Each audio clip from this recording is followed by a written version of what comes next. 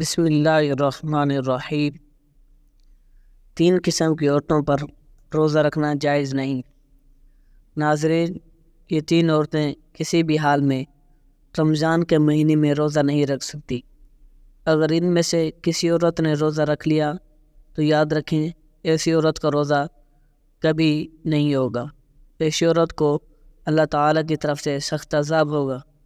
ناظرین، روزے کی فرضیت کی 3 شرطیں ہیں: بالغ، ہوش و حواس اور عاقل ہونا، یعنی کہ روزے ایسے تمام مسلمان مرد اور عورت پر فرض ہیں جو عاقل ہوں اور بالغ ہوں اور جو اپنے ہوش و حواس میں ہوں، یعنی کہ جو پاگل اور دیوانہ نہ ہوں۔ ایسے تمام مسلمان عورت اور مرد پر رمضان کے روزے فرض ہیں۔ اب اس کے علاوہ روزے کی فرضیت ادا کرنے کی 2 شرطیں ہیں: پہلی، صحت مند اور تندرست ہونا، دوسری، محکم ہونا، یعنی کہ بیمار آدمی کا اپنی بیماری کی حالت میں اور مسافر اپنے سفر کی حالت میں روزہ چھوڑ سکتا ہے، یعنی کہ ان لوگوں کو رمضان کے مہینے میں روزہ چھوڑنے کی اجازت ہے۔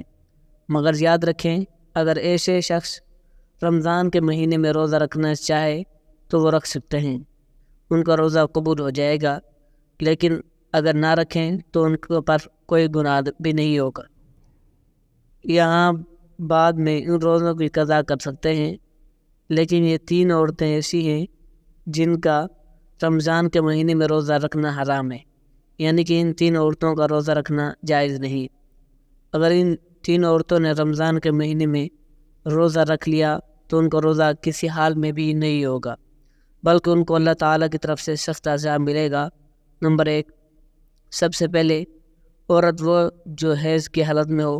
ایسی عورت کا رمضان کے مہینے میں روزہ رکھنا حرام ہے، مگر ایسی عورتیں بعد میں قضا کریں، وہ رمضان کے مہینے میں بھول کر بھی روزہ نہ رکھیں۔ اگر کوئی عورت حیض کی حالت میں روزہ رکھ لیتی ہے تو اس کا روزہ قبول نہیں ہوگا۔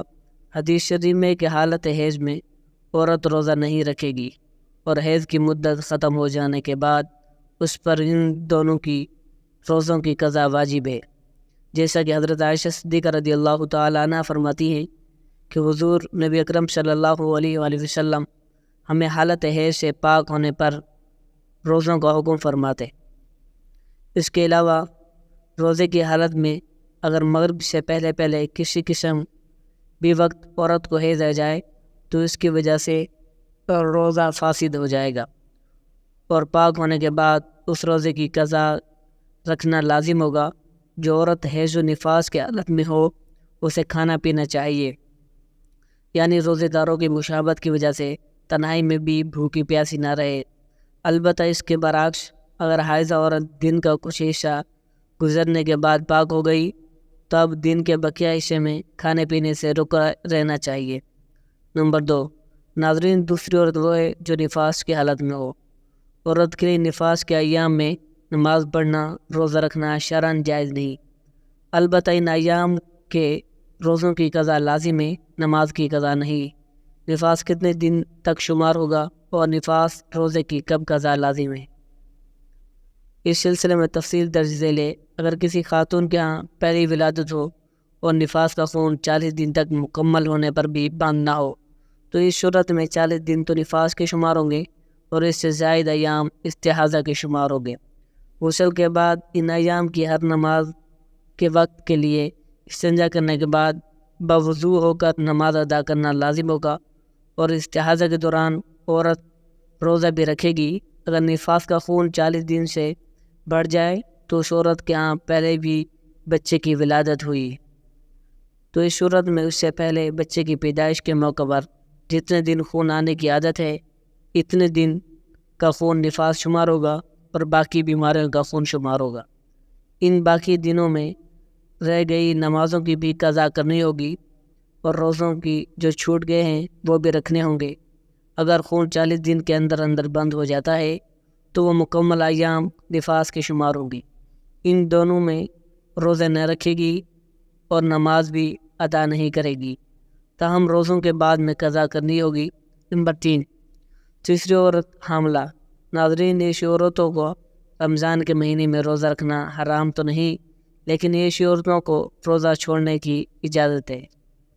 یعنی کہ حمل والی اور اپنے بچوں کو دودھ پلانے والی عورتوں کو اگر اپنے روزے کی وجہ سے اپنی یا اپنے بچے کی جان جانے کا خطرہ ہو تو ایسی عورت کو اجازت ہے وہ روزہ نہ رکھے۔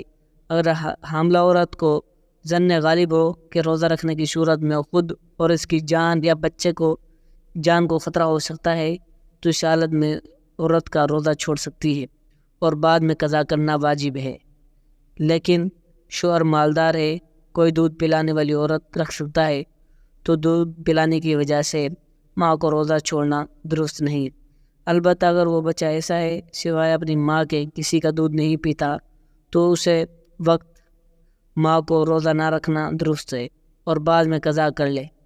سیدنا انس بن مالک کعبی رضی اللہ تعالی عنہ بیان کرتے ہیں، نبی کریم صلی اللہ علیہ وآلہ وسلم نے فرمایا، اللہ نے مسافر کو روزہ اور نماز کا نصف معاف کر دیا ہے، اسی طرح حاملہ اور دودھ پلانے والی کو۔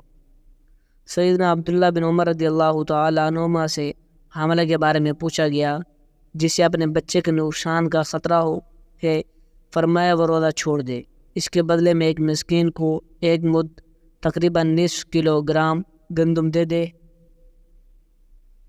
ناظرین، اب آپ کو بتاتے ہیں ایسی کون سی عورتیں ہیں جن کو رمضان کے مہینے میں روزہ چھوڑنے کی اجازت ہے۔ نمبر 1، اگر کوئی عورت سفر کی حالت میں ہو یا بیماری کی حالت میں ہو یا پھر اپنے بڑھاپے کی وجہ سے اتنی کمزور ہو گئی ہو، اگر اس نے روزہ رکھ لیا تو اس کی جان جانے کا خطرہ ہو سکتا ہے تو ایسی عورتوں کے لیے روزہ چھوڑنے کی اجازت ہے، مگر ایسی عورتوں کو چاہیے کہ وہ بعد میں صحت مند اور تندرست ہو جائیں تو وہ ان روزوں کی قضا کریں گی۔ بعد میں وہ پھر دوبارہ صحت مند نہ ہو سکی تو اسے چاہیے کہ وہ ان روزوں کا کفارہ ادا کرے، اور کفارہ یہ ہے کہ ہر ایک روزے کے بدلے میں کسی مسکین کو 2 وقت پیٹ بھر کے کھانا کھلایا جائے۔ نمبر 2، اگر کسی عورت کو روزے کی حالت میں سانپ نے ڈس لیا ہو، اس کی جان جانے کا خطرہ بن گیا ہو تو ایسی عورت کو بھی حکم ہے کہ وہ اپنے اس روزے کو توڑ سکتی ہے، اس کو کوئی گناہ نہیں ہوگا، لیکن بعد میں جب وہ صحیح ہو جائے تو اس روزے کی قضا کرے۔ نمبر 3، عورت حیض سے پورے 10 دن اور 10 رات میں فارغ ہو گئی، اب اس کو چاہیے کہ وہ دن کا روزہ رکھ لے۔ اگر کم دنوں میں پاک ہو گئی اور صبح ہونے کے وقت باقی ہے تو اس کے پاس نہا دھو کر تھوڑا وقت بچے گا تو اس کو چاہیے کہ وہ روزہ رکھ لے۔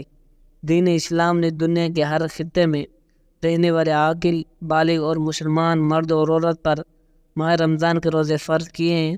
قرآن کریم میں ارشاد ہوتا ہے، رمضان کا مہینہ وہ ہے جس میں قرآن اتارا گیا جو لوگوں کے لیے ہدایت ہے اور جس میں رہنمائی کرنے والی اور حق کو باطل میں امتیاز کرنے والی واضح نشانیاں ہیں، پس تم میں سے جو کوئی اس مہینے کو پالے تو اس کے روزے ضرور رکھے۔ فرض کی عدم ادائیگی قابل تعزیر ہے، لیکن اسلام چونکہ بطور دین سہل العمل ہے اس لیے اس میں جبر نہیں، جیسے کہ قرآن میں ارشاد باری تعالیٰ ہے، دین میں کوئی زبردستی نہیں، اس لیے سفر، بیماری اور خواتین کو حالت حمل وغیرہ میں روزہ رکھنے کی رعایت دی گئی ہے۔ اگر ان حالتوں میں روزہ نہ رکھا جائے تو ان کو ختم ہونے کی مدت کے بعد رمضان کے روزوں کی قضا کرنا ضروری ہے۔ اللہ پاک ہمیں بہتر عمل کرنے کی توفیق عطا فرمائے اور ہمیں نیک وکاروں میں شامل کرے، آمین۔ ناظرین، کمنٹ باکس میں اللہ تعالیٰ کے 99 ناموں میں سے ایک نام ضرور ٹائپ کر دے، آمین۔ جزاکم اللہ خیر۔